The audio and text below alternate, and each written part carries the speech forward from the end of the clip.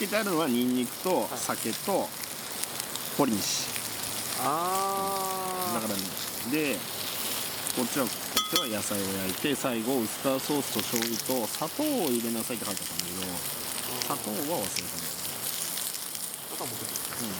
だいぶしょっぱい。チャーシュー、洋風チャーシュー。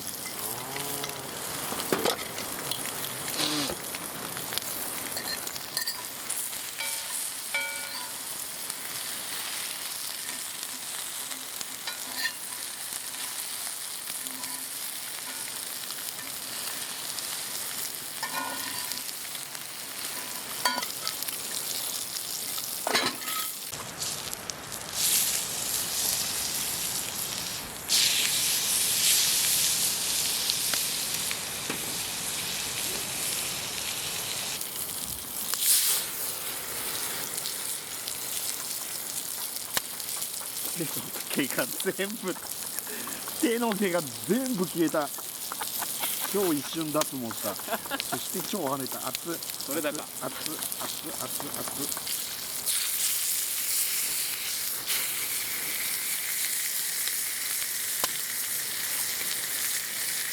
くに焼いて。いい感じじゃないですか。いい感じだけど。中っすね。中がマジで。だからこっちに入れちゃう。入れてもうあれする。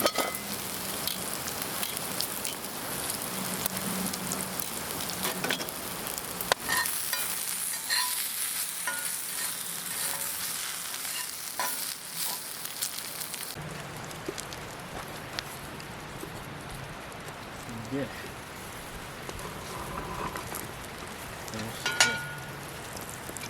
これを突っ込むとね。そしてこれはこれでいいんじゃないですか。男の料理って感じですね。ブロッコリーなんかちょっと散らしちゃったりなんかしながら。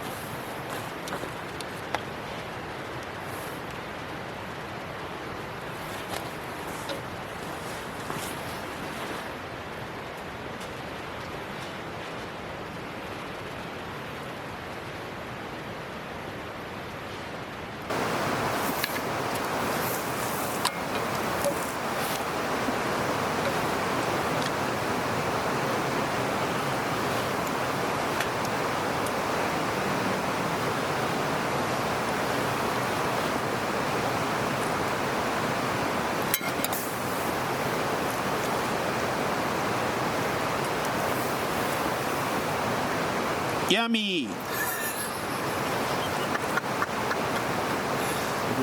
今までのすげえかっこいいより全部うまい。